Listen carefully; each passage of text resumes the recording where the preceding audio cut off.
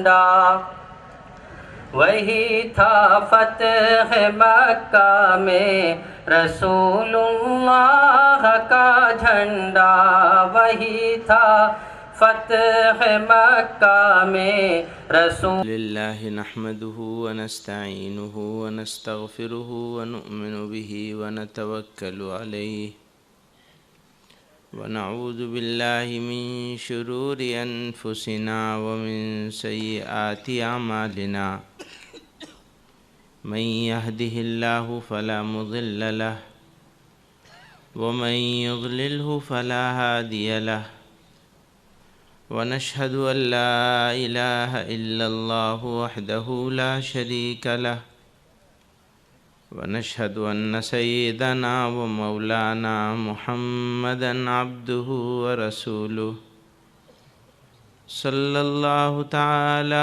عليه وعلى آله وصحبه وبارك وسلم۔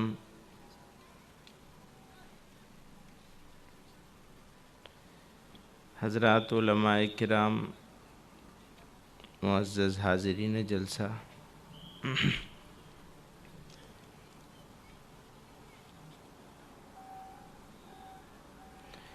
یہ مجلس مذاکرے کی مجلس سمجھ رہا تھا میں، لیکن یہ تقریری مجلس ہے۔ بہرحال میں مولانا ارشد میر صاحب کو ان کی مساعی جمیلہ کے لیے مبارکباد دوں گا۔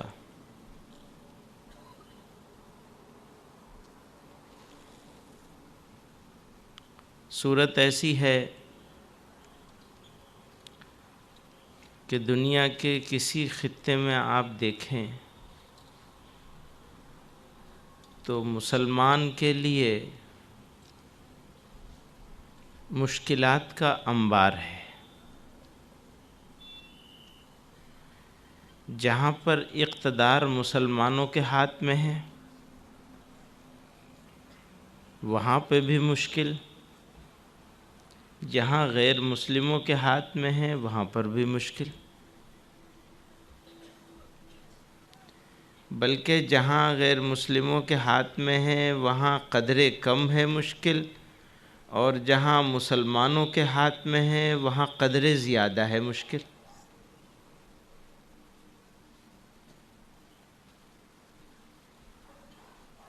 اب بے چینی اور اضطراب میں عالم اسلام مبتلا ہے۔ مجھے ایسا لگتا ہے کہ ایسا وقت شاید عالم اسلام پہ کبھی نہیں آیا ہوگا جیسا ہم دیکھ رہے ہیں ہمارے زمانے میں ہو رہا ہے۔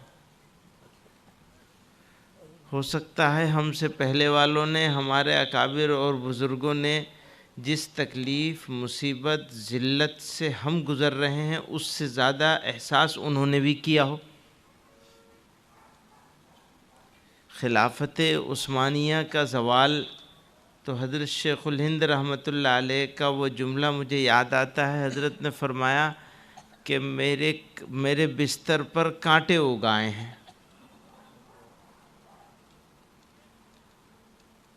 تو خلافت عثمانیہ کا زوال ہمارے اکابر اور بزرگوں کے زمانے میں ہوا تھا، اور اس کے نتیجے میں یا اس سے پہلے ہی وہ سلسلہ شروع ہو چکا تھا۔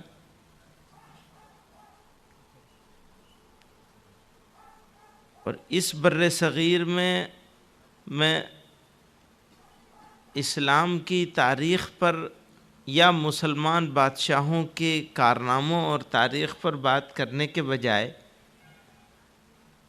واپس بر صغیر پر آنا چاہوں گا۔ اس انڈین سب کانٹیننٹ میں، بر صغیر ہند میں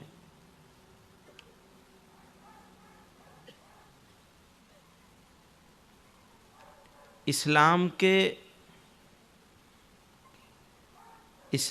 کی تاریخ یا مسلمانوں کا وجود، اگر اس پر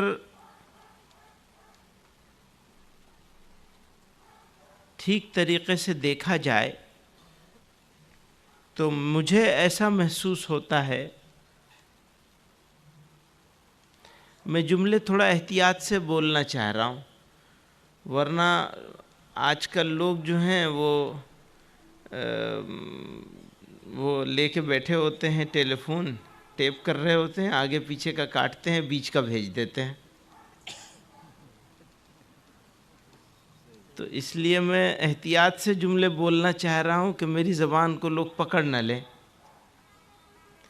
اور پھر بھی یہ موقع آپ لوگوں کو دے رہا ہوں کہ کوئی بات ایسی لگے جو جس سے آپ کو لگتا ہو کہ یہ ٹھیک نہیں ہے تو آپ مجھ سے سوال کر سکتے ہیں۔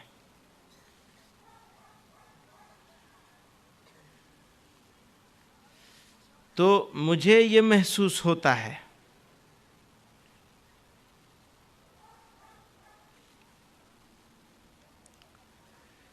کہ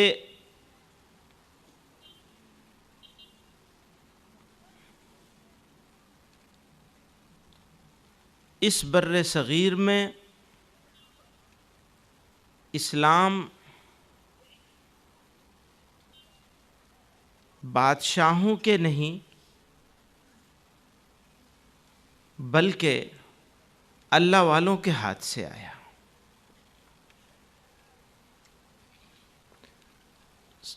اس سرزمین پر سب سے پہلی مسجد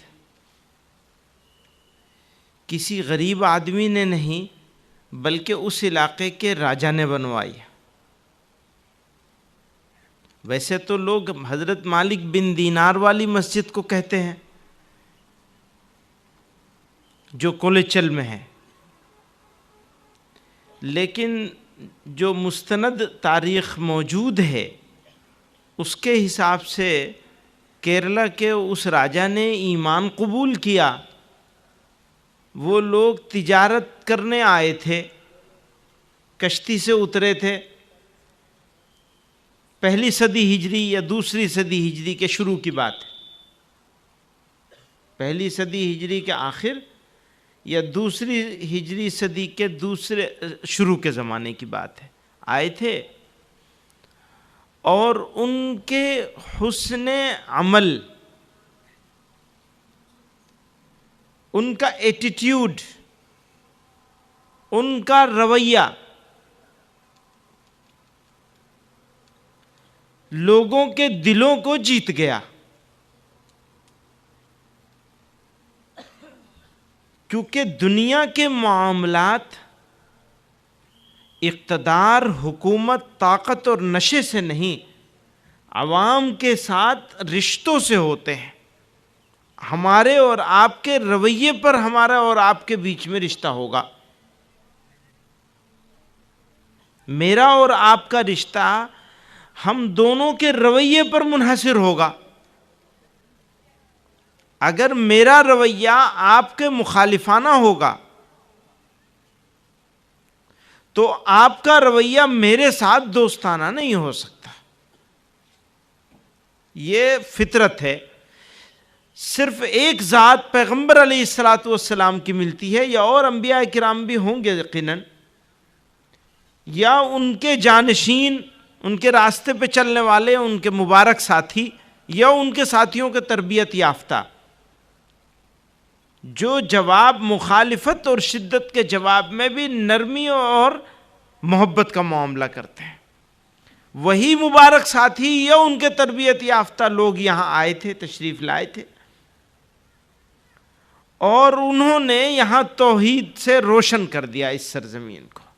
بہت اندھیرا تھا آپ سے پہلے، وہ روشنی ملی تو آپ کے مبارک ساتھیوں یا ساتھیوں کے، کیونکہ یہ بھی کہتے ہیں کہ کسی جگہ پر کوئی صحابی بھی تشریف لائے تھے، لیکن اگر صحابی نبی آئے ہوں تو صحابیوں کے تربیت یافتہ ساتھی آئے تھے۔ وہ قصہ بہت بعد کا ہے، جب بادشاہ آنے شروع ہوئے یہاں، اور اگر اتفاق سے یہاں بادشاہ نہ آئے ہوتے تو میرا گمان یہ ہے، میں غلط ہو سکتا ہوں، پہلے کہہ رہا ہوں مجھے غلط مان لیجئے، لیکن میرا خیال اور گمان یہ ہے کہ اگر بادشاہ نہ آئے ہوتے تو اس سرزمین پر شاید ہی کوئی غیر مسلم ملتا۔ ان کے آنے سے فائدہ ہوا ہوگا ضرور. عمارتیں بن گئیں، دہلی کی جامع مسجد بن گئی، لال قلعہ بن گیا، تاج محل بن گیا، تو یہ سب فائدے ہوئے ہیں. عمارتیں بن گئی خوبصورت خوبصورت، لیکن فائدہ کم ہوا ہے، نقصان زیادہ ہوا ہے. یہ میرا خیال ہے.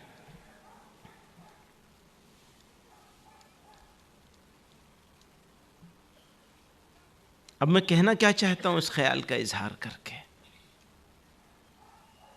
کہنا یہ چاہتا ہوں کہ ہمارا مرکز، ہماری سوچ اس بات پر اگر رہے گی کہ ہم نے 800 سال یہاں حکومت کی، تو ہم اپنے لیے صحیح راہ عمل متعین نہیں کر سکیں گے. ہماری سوچ اس پر ہے کہ بے سر و سامانی میں بغیر کسی ہتھیار کے چند لوگ سامان تجارت لے کر کے یہاں آئے تھے اور بسیرا کر لیا تھا. یہ پوری پٹی جو ہے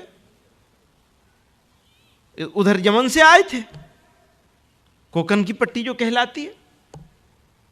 کیرلا میں بھی ایسا ہی ہے، کچھ یمنی لوگ تھے اور کچھ اور عرب بھی تھے، اس طرف کے بھی لوگ تھے، صحرا والے. انہوں نے یہ آئے اور انہوں نے بالکل متواضعانہ انداز میں اپنے رویے سے، اپنے ایٹیٹیوڈ سے، اپنے طرز عمل سے لوگوں کے دلوں کو جیت لیا. اور لوگ جوق در جوق، اچھا اسلام ایسی چیز ہے، اگر اسلام ایسی چیز ہے تو ہم کیوں نہیں اسے قبول کریں گے؟ اگر مسلمان ایسے ہوتے ہیں تو ہمیں بھی ایسے ہی ہو جانا چاہیے. غور کیجئے گا، اگر مسلمان ایسے ہوتے ہیں، کیسے ہوتے؟